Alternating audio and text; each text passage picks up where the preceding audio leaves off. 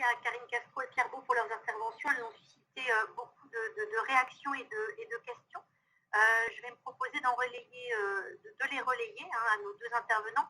Alors, pour Pierre Beau, nous avons plusieurs questions. La première, êtes-vous le seul producteur ayant autant développé la culture de la figue? Je vois que M. Beau a coupé son micro. Non, c'est bon, je reviens. Je reviens. Non, je suis un tout petit producteur sur le marché, un des plus petits très certainement, mais je suis certainement celui qui a la plus grande diversité. Voilà, donc moi je travaille sur la diversité. Alors il faut dire que chez moi, la production plante pépinière est l'activité numéro un.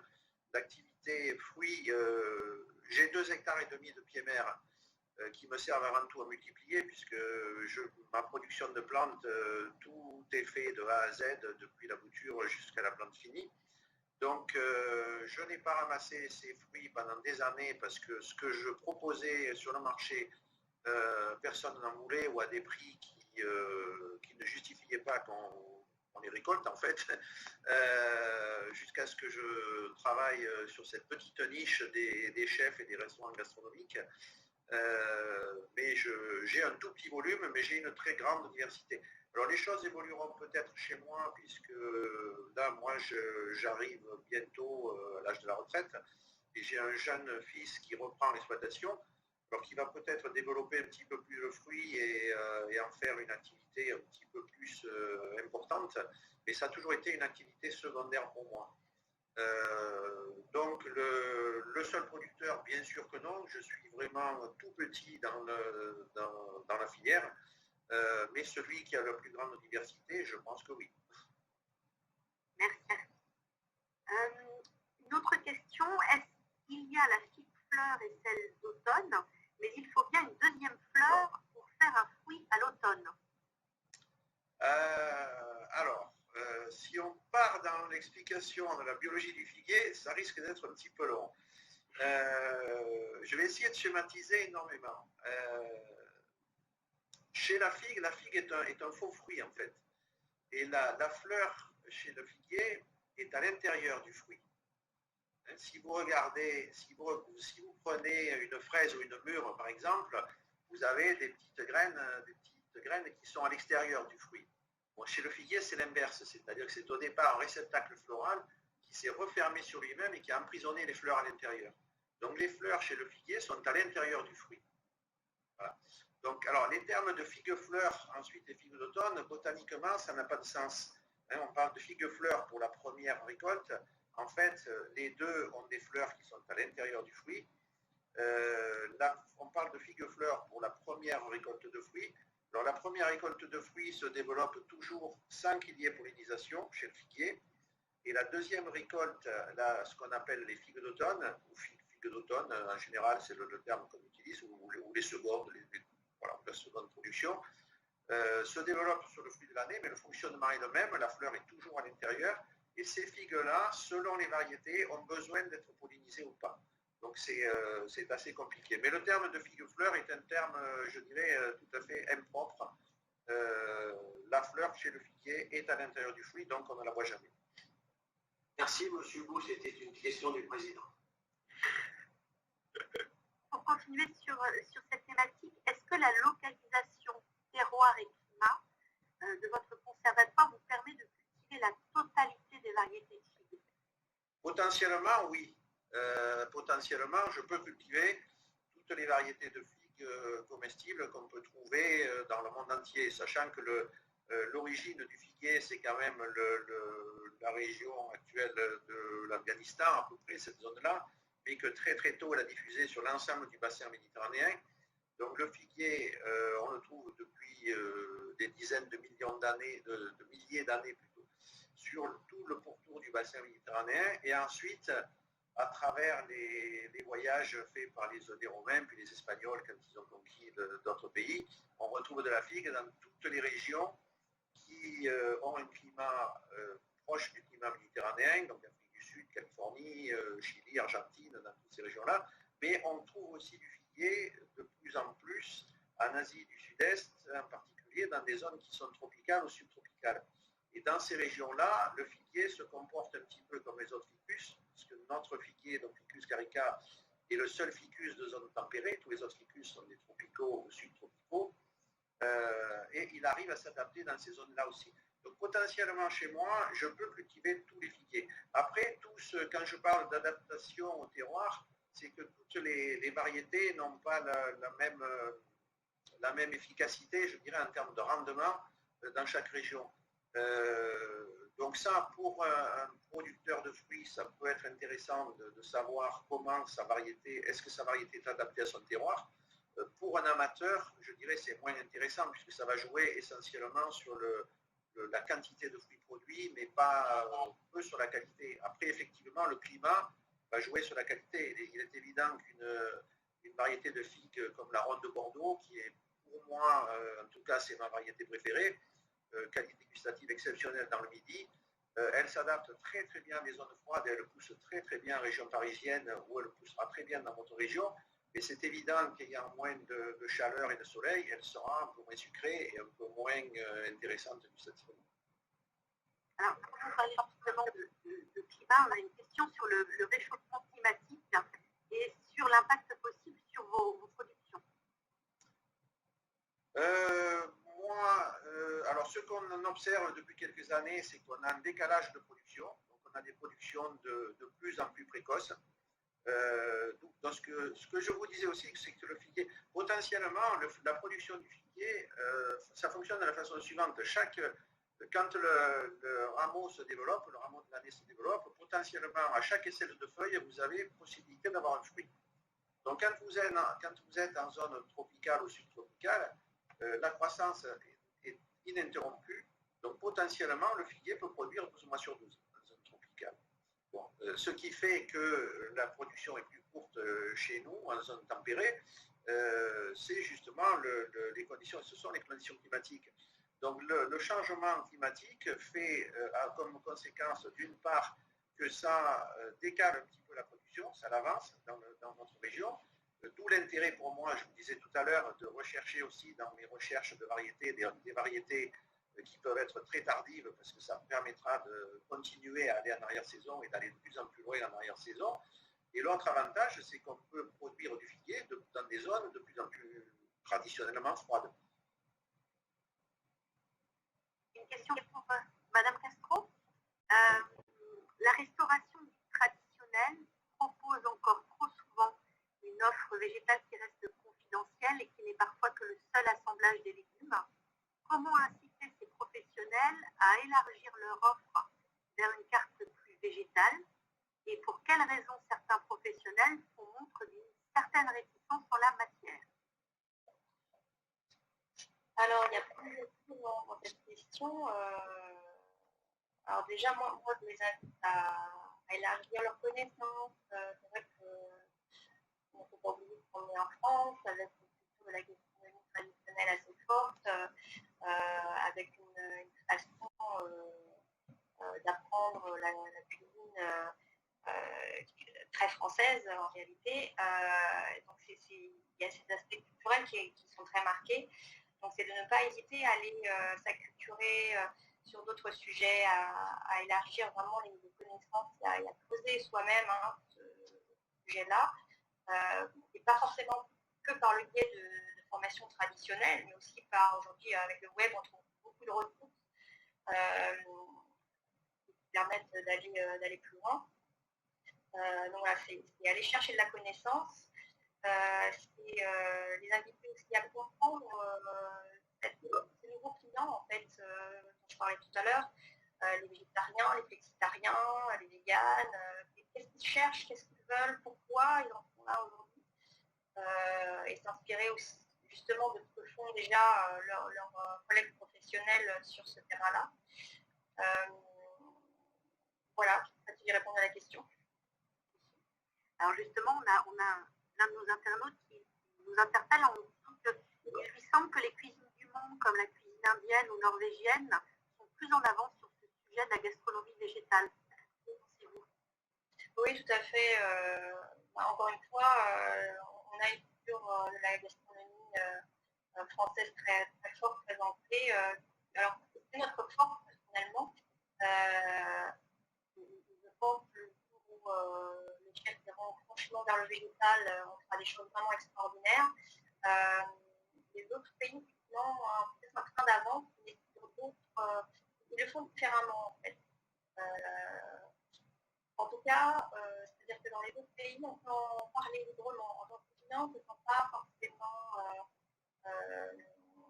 on dire, projeté, c'est peut-être un mot trop fort, mais on se sent parfois incompris, en fait, quand on est étudiant végétarien, végétalien. Dans les autres pays, le discours est plus fluide, le chef plus facilement s'adapte. Voilà, ce n'est pas toujours le cas encore en France selon les endroits. Est-ce que les accords mets et boissons vont évoluer au regard du développement de la gastronomie végétale? Oui, et ça existe déjà. Il y a des gens qui travaillent sur ce sujet. Alors, ça peut être des accords de vin et plats végétaliens, accords de thé aussi. Ça, c'est quelque chose qui se fait. On recommande notamment le brachet, le brachet des vins véganes et végétaliens. C'est Pierre Brachet qui a ce livre, spécialiste des cuisines végétales et des accords de cuisine végétale et de vin. Donc elle en parle très bien, elle connaît bien les domaines bio, en biodynamie, elle connaît bien tous ces sujets et elle fait des conseils pour accorder les vins avec la cuisine végétale. Alors on a François-Xavier qui nous demande ce que vous pensez de l'entomophagie concernant la cuisine durable et environnementale. Alors l'entomophagie, c'est le fait de manger des insectes. Qu'en pensez-vous? Alors, mon avis personnel, moi je ne suis pas pour, et définir un peu le problème. On va chercher, en fait, l'idée des insectes, c'est d'aller chercher des protéines animales finalement. Personnellement, je ne suis pas forcément pour, mais je n'ai pas forcément d'avis non plus sur la question. En tout cas, ce n'est pas végétal. C'est pas végétal, donc c'est pas vraiment mon sujet. Une autre question qui arrive. À quel degré observe-t-on un changement des mentalités sur l'adoption de la gastronomie végétale de la part du consommateur comme du professionnel? Alors, je vais commencer par le professionnel. Le changement alors, changement de mentalité, ça me paraît un peu trop fort comme terme, mais un changement de proposition, on peut dire ça comme ça, quand le chef va faire l'effort de proposer une option végétale cohérente, qui fasse du sens, ou carrément un menu végétal, ou un menu qui affiche clairement à sa carte, qui affirme, en fait, qui assume et qui affirme ce menu-là. Comme je disais tout à l'heure dans les questions, parfois ils ont cette résistance à faire afficher leur menu. Voilà, une fois que le chef affiche ce menu, il a déjà fait un pas. Il a envie, en tout cas, d'aller vers ça. Le consommateur, c'est quand il va au restaurant, qu'il goûte un menu végétal et qu'il en est content. Il comprend aussi la démarche du professionnel. En fait, ça devient un cercle vertueux. C'est pour ça que je parlais aussi d'échange entre l'un et l'autre. L'un comprend le travail de l'autre, et l'autre comprend le besoin de l'un. Voilà, tout le monde se comprend et on va dans le bon sens. Alors, j'invite le public qui souhaiterait poser une question et qui voudrait prendre la parole, surtout à ne pas hésiter à lever la main. Je lui passerai la parole ou à nous poser une question via le chat. En attendant, j'ai une nouvelle question pour M. Beau. On nous demande quelle variété vous recommanderiez pour une plantation en Bretagne, l'objectif étant la qualité gustative. Moi, je dirais, alors ça dépend un petit peu de l'endroit en Bretagne. Si vous voulez, dans des zones de ce type-là, il faut faire le choix entre... Alors, il faut éviter, bien sûr, tout ce qui est unifère tardif, donc des variétés qui ont une récolte tardivement parce que ça a souvent énormément de mal à mûrir, et plutôt s'axer soit sur des unifères précoces, auquel cas Ronde de Bordeaux sera tout à fait adapté, ou des bifères, mais en prenant la précaution de ne pas planter des bifères dans des endroits où on est susceptible d'avoir des gelées de printemps tardives. Puisque la première récolte se met en place sur le bois de l'année précédente, donc arrive assez tôt, commence à se développer assez tôt au printemps, et est très sensible. Alors si ces variétés-là résistent jusqu'à des températures de moins 14, moins 15, moins 16 degrés l'hiver, il suffit d'une petite gelée à moins 2, moins 3 sur le mois d'avril, fin avril ou début mai, quand la figue fleur a commencé à se développer, pour que ces figues-là avortent. Et sur ces variétés bifères, la deuxième récolte arrive souvent suffisamment tard pour qu'une bonne partie n'arrive pas à mûrir. Donc, je dirais zone côtière, Ronde de Bordeaux, ou une variété comme Blanche ou Madeleine des deux saisons. Et sur les variétés un petit peu plus intérieures, qui sont susceptibles d'avoir un petit peu plus de gelée de printemps tardive, plutôt Ronde de Bordeaux. Il s'agissait bien du centre-Bretagne. Le centre de Bordeaux sera la variété plus pastilière aussi, peut fonctionner. Sachant que c'est un fruit assez différent, un petit peu moins sucré, on est plus sur quelque chose de juteux, charnu, plus sur le fruit, un peu près sur le sucre. Bon. Les Rondes de Bordeaux ou pastillières seront les deux variétés les mieux adaptées. Alors on a un témoignage de Romane qui nous explique qu'elle a fait un stage, elle a fait un stage au sein d'une station expérimentale qui travaille sur la cerise, sur le développement de luttes alternatives contre le Drosophila. Et il ou elle nous dit qu'il a eu l'occasion de se rendre chez un producteur de figues bio dans le Vaucluse et qu'il y a eu plusieurs dégâts dus à cette fameuse mouche dont vous nous avez parlé tout à l'heure. En avez-vous eu aussi? Et si oui, comment réussir à gérer sa pression? Par le piégeage, c'est la seule chose qui fonctionne. Donc, sur le figuier, on peut avoir la mouche noire de la figue, donc Silva dipata, et la Suzuki est susceptible aussi d'attaquer le figuier. C'est plus rare, mais c'est des choses que j'ai déjà vues. Mais dans les deux cas de figure, c'est le piégeage qui fonctionne et c'est la seule chose qui fonctionne de toute façon. Je vois que Sylvain Dourneau a levé la main. Oui, j'avais une question également pour Karine. Au sujet, en fait, parce qu'on parle en fait de gastronomie durable et durable, le responsable, derrière ça, il y a quand même l'approche RSE et l'approche également gaspillage alimentaire, si on veut aller jusqu'au bout du truc. Est-ce qu'il n'est pas plus simple, effectivement, de travailler sur le gaspillage alimentaire lorsqu'on travaille sur une gastronomie végétale, puisqu'en fait, pratiquement tout peut être optimisé et travaillé, donc en évitant donc le gaspillage alimentaire. Oui, ça aide, effectivement.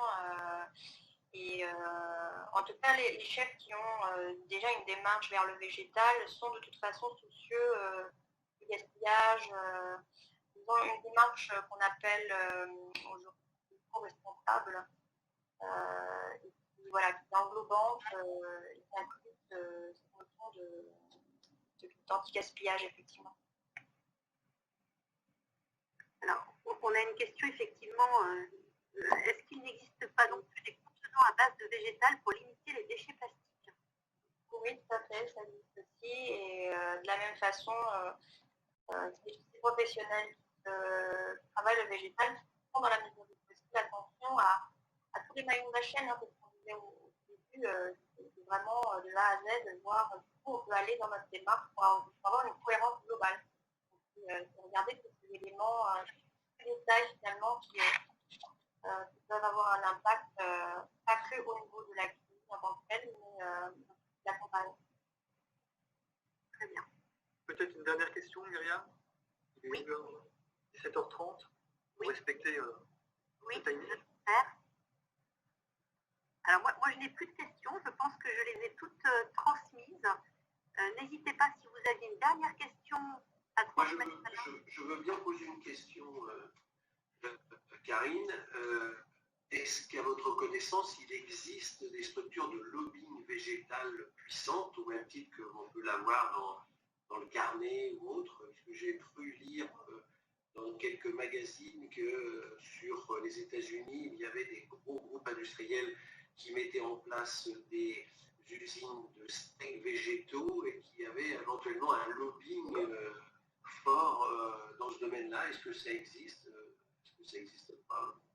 Alors, c'est pas encore arrivé tout à fait en France comme ça existe déjà aux États-Unis. Ça pourrait arriver, certainement. On en reparlera peut-être un jour. Mais j'en vois, de cette envergure-là, j'en vois pas forcément. Aujourd'hui, il y a plus, c'est plus l'idée que l'industrie agroalimentaire se met à la page et développe des produits végétaux. Et après, je pense aux associations, mais c'est pas vraiment des lobbying, c'est pas vraiment du lobbying, c'est des associations qui accompagnent aussi le grand public ou les professionnels pour promouvoir la cuisine végétale, mais on n'est pas dans les mêmes dimensions. Ok, merci.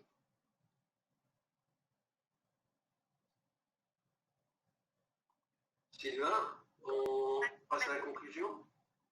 Je vous en prie, Monsieur le Président. Oui, on peut passer à la conclusion.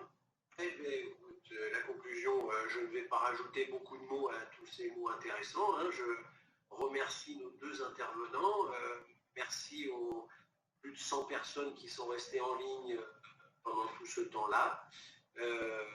Je trouve que par rapport à nos objectifs au sein du campus, qui est vraiment de travailler sur le produit, sur le sens qu'on y donne et sur le sens des métiers et de la transformation et de la vie qu'on veut donner, voilà, sans forcément prendre de parti pris, mais simplement ouvrir à la discussion et ouvrir les esprits à tout ce qui peut être fait demain et ce qui doit être fait. Il y a des gens mieux placés que nous pour savoir ce qu'il faut faire ou pas faire, mais en tout cas, transmettre l'ensemble des courants aux étudiants, je pense que c'est très important. Et la notion, ce qui a, je trouve, été très bien dit par nos deux intervenants, qui est cette richesse du produit, de la réflexion, du sens, sans pour autant stigmatiser les choses. Voilà, et je trouve arriver à faire passer des points de vue sans que l'on soit obligatoirement dans des prises de parti pris. Voilà, je trouve ça très intéressant. Et donc, je pense qu'il faut que le campus travaille dans ce sens-là et continue à travailler dans ce sens-là pour ouvrir au maximum en tout cas, la réflexion de nos étudiants qui vont construire, puisqu'on est spécialisé campus de gastronomie, là, qui vont construire ce qu'on va manger demain. Produire et construire, pour les produire et sans faire de clivage, en tout cas, ce que l'on va consommer demain et la façon dont on va le consommer. Et je trouve que je ne savais pas que vous connaissiez Renin, je ne sais pas si vous l'êtes déjà allé, mais effectivement, la petite assiette qui a été présentée, donc j'imagine que c'est la même chose dans les autres restaurants. Je n'ai pas découvert quelqu'un qui a fait du végétal, j'ai découvert quelqu'un qui avait des vraies convictions et qui a partagé ses convictions sans les imposer. Et j'ai même emmené des gens très attachés à la viande et qui sont ressortis bluffés parce qu'ils ont mangé dans ce restaurant-là. Donc bien, ça veut bien dire que ce n'est pas une histoire de l'un ou l'autre, c'est une histoire de la façon dont on le fait, comment on le fait et comment on en parle. Et c'est ça qui me semble le plus important pour emmener les gens vers autre chose avec un peu plus de sens. Voilà. Donc merci en tout cas à vous deux, merci à tous les participants. Et puis bonne rentrée et bonne année scolaire à tous nos étudiants. Merci à vous. Merci. Bonne fin de journée à vous. Merci Karine, merci Monsieur Beau. Bonsoir à tous.